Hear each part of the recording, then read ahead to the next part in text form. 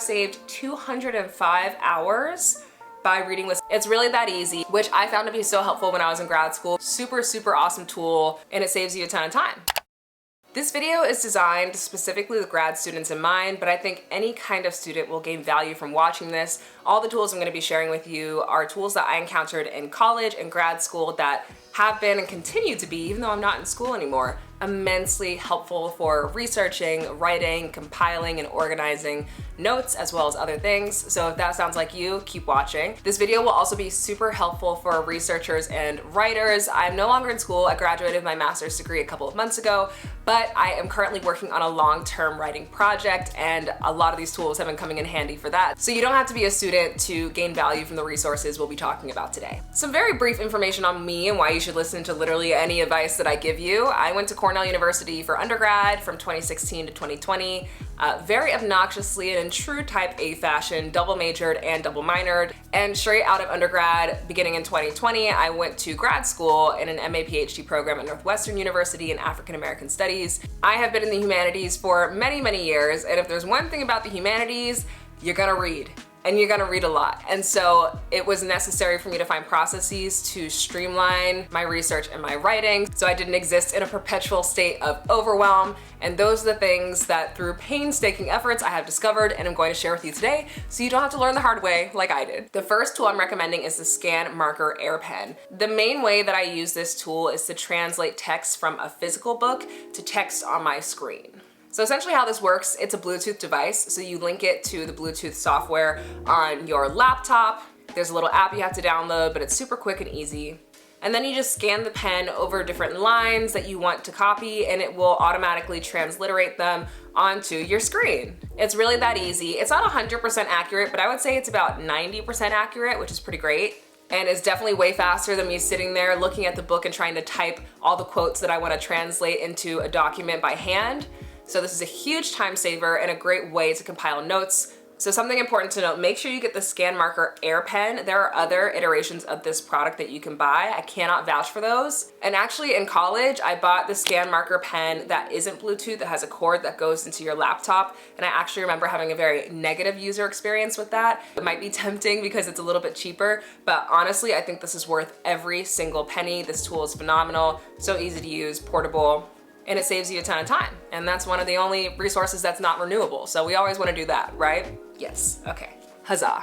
The next tool I want to recommend is Speechify. I actually discovered this tool through one of my classmates when I was in grad school. She put me on, and shout out to her because this tool has saved me so much time over the years. So according to the stats in my Speechify app, I have saved 205 hours by reading with Speechify versus reading some of these documents on my own. And I've not even had it for 2 years, so that's a lot of time.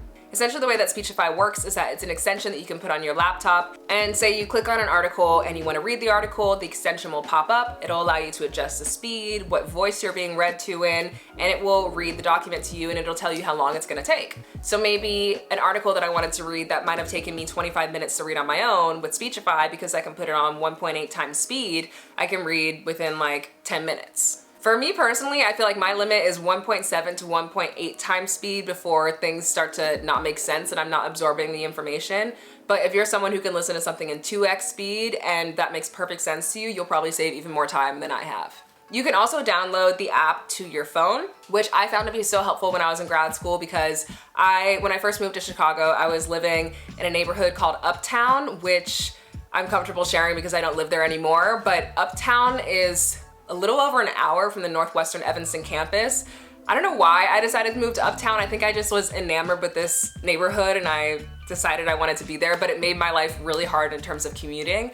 So I was spending 2.5 hours every single day on public transportation, on the L, getting up and down between Uptown and campus. And a lot of times I still had readings or work to do while I was commuting. So what I would do is I would download a PDF of the document that I had to read for class, and I would put it into Speechify, and then I would listen to it on the train. And in the app, you can even highlight and do very basic annotations. And honestly, it was just such a phenomenal tool to help me still be able to do what I need to do and commute and be out and about, but also get my work done in a timely manner. There is a yearly subscription fee, but honestly, it's worth every single penny. I invested in Speechify when I was still a student and making $35K a year.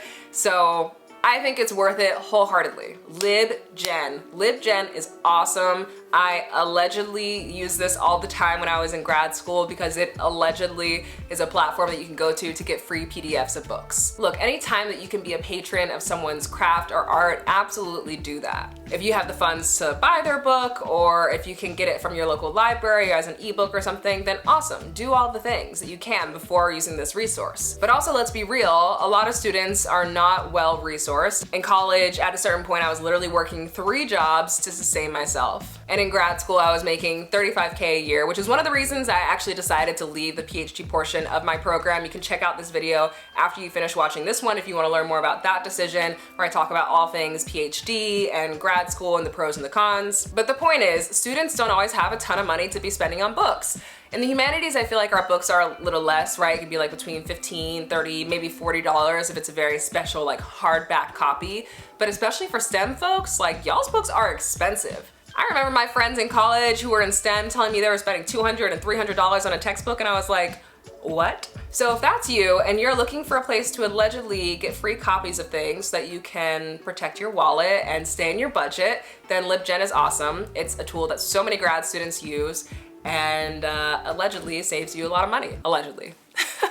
Scanner Pro. Scanner Pro is so clutch, and it's free, so there's literally no excuse not to use it. Scanner Pro is an app that you download directly to your phone, and instead of needing to have a scanner built into your printer, it is literally now in your phone. The way it works is, say you have a document you need to scan and send, maybe it's your medical records that you need to send into your academic institution. You can just take a photo of your medical records in the app, and it'll turn it into a scan. Then you can export it in a ton of different formats. I normally just save it to my photos and then airdrop it to my laptop. It takes literally 1 minute to do, and it's so much cheaper than investing in a printer and or scanner. Beyond being super helpful for me personally, I also have seen the potential impact of having this app on my students. So the second year in my MA PhD program, I was a teaching assistant. That is a part of the PhD training, is to work underneath a professor. And I remember one quarter, I had a couple students who were not able to access the book that they needed for class. All the copies had already been checked out by other students at the library,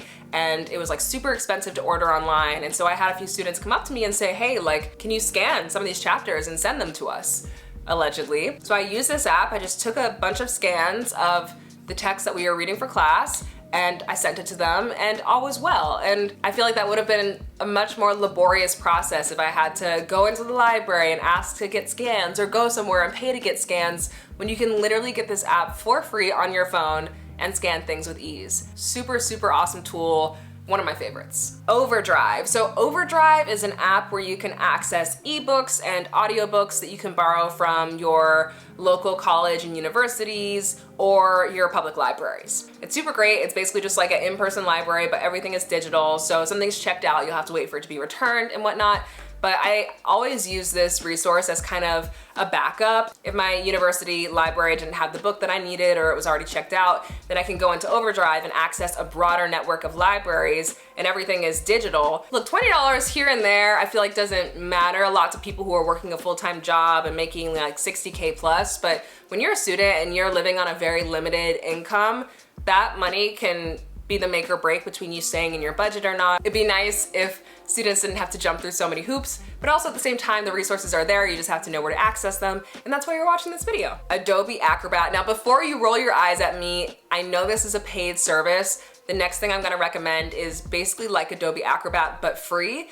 But let me talk to you about Adobe Acrobat first and why I think if you can invest in it, this is the tool to use. So a lot of times professors or teachers will upload documents as PDFs, and if you don't have some kind of software to easily access the PDF, then it can just be really hard to annotate on it or use it to take notes efficiently. So Adobe Acrobat is great because it is a PDF software that allows you to do all the things, to annotate, to highlight, to edit things, to zhuzh. I think it's universally known as just one of the best PDF annotating and editing softwares. They have 2 plans for Adobe Acrobat. One is $12.99 for standard and $19.99 for pro. But honestly, if you're a student, I would actually recommend just getting the full Adobe suite, which is $19.99 per month. And that way you have access to other tools like Photoshop and InDesign and all kinds of other stuff, not just Adobe Acrobat. Now, if that doesn't float your boat, I would recommend PDF Expert. This is a free app that essentially does what Adobe Acrobat does, but a little less advanced, but it'll still allow you to do a lot of the things you want and need to do. You can highlight, you can annotate on PDFs,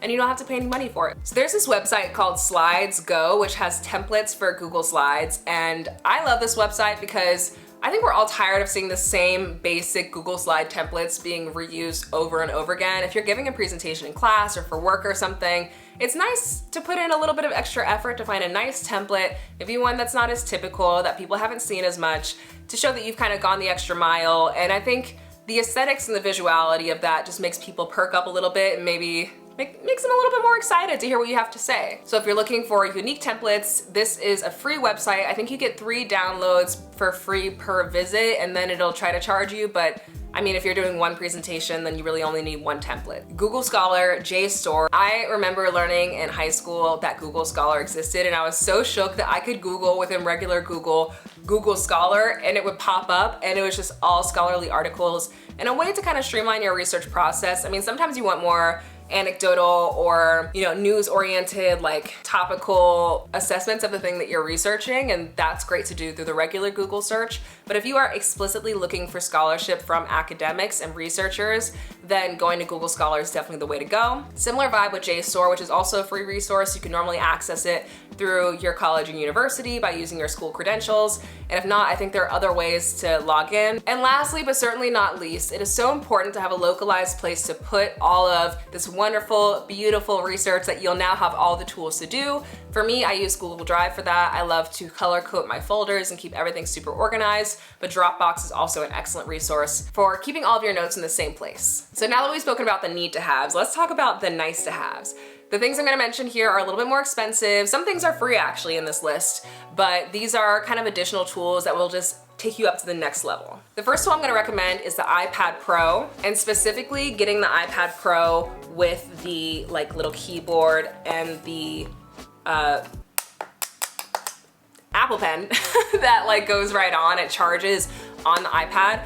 This was one of the best investments I've ever made, especially when I was commuting such long distances to get to school. It was just so hard on my back to be lugging around a bunch of heavy stuff and my laptop and everything. So being able to just take this and maybe one other small little notebook with me was so much easier to carry around. The iPad Pro is also so nice for taking notes. So say you have PDF Expert and you pull up your document here, you can highlight, you can write right on it and annotate your documents. It's just so great, and it takes your note taking to the next level. And if you're one of the girlies that likes to take aesthetic notes, I feel like an iPad is the way to go. That's not me. I appreciate it and I think it's beautiful. I just am not good at taking aesthetic notes. I have a very pragmatic approach, but if that is you, an iPad is nice. And that brings me to my next nice to have recommendation, which is GoodNotes. It's a note-taking app where you can customize the notebook that you're taking notes in, the pens that you're using, the colors that you're using. Super great for the girlies who like an aesthetic note-taking experience. I use it also just to take digital notes instead of taking physical notes on paper, just to keep the number of things that I own and have to a minimum and keep it all digital, which is also just great for decluttering and also earth friendly. So we love that. An Apple desktop, I know it's extravagant. I actually didn't buy mine. It was a graduation gift from my mom for finishing my master's. So you know what, no shade, no tea if you're not trying to spend $1,300, $1,400, $1,500 plus depending on what storage capacity you get. But the desktop is so nice. I think especially when you're doing long stretches of research, it's nice to have that bigger screen so you're not squinting, looking at things on a super small screen. Because it has dual screen capabilities and it's just such a big screen in general, it makes it easier to multitask and also just to research on one side while typing or writing on the other side, as opposed to having to switch between different browsers on a smaller screen. A laptop stand and detachable keyboard. If you're not trying to invest in a desktop, this is a great alternative. The laptop stand just raises the eye line of your laptop. I know a lot of us spend so much time at our desks kind of hunched over, and you look up one day and it's like the Hunchback of Notre Dame. And we want to protect our back and our posture. So having that laptop stand raises your eye line, and then having the keyboard a little bit lower as opposed to having to reach up on the laptop stand also just helps with that posture and that comfort. And in that same vein, I would recommend a little cushion to put on your desk chair to keep your booty comfortable. When you're sitting for long periods of time, that can just be a lot on your body. So having something that makes it a little more comfortable, also good for your posture and in general enjoyment of the work that you're doing. So you're not just like miserable when you stand up and everything's creaking and aching and popping and locking. An Audible subscription. I love, love, love audiobooks. If the free resources are not enough and you actually want to own some of these ebook, audible things, then Audible's awesome. I think it's about $15, $16 a month, and you get 1 credit per month. So it's not too bad, and you also get access to a whole big library of other titles. A smart printer. So the printer that I have is the HP DeskJet 2755E wireless color inkjet printer. Try saying that 3 times fast. It's only 50 bucks on Amazon right now, which I think is very reasonable. And this is a nice to have because a lot of times if you're a college or university student on campus, there are printing centers or places where you can get things printed for free. But if you don't want to have to be like going onto campus early to run around and find a printer or something, it's just nice to have this at home on those maybe sometimes rare occasions where you need to print out, you know, a script for a presentation or something like that. So those are all my recommendations. I truly hope that this was helpful for you. A huge thank you to my patrons over on our Patreon community. If you're interested in joining and getting some exclusive content from me that you can't find anywhere else on my public platforms, then check that out there. And I'll be back with more educational content soon. Let me know in the comments below what you'd like to see from me next. And until then, take care. Bye.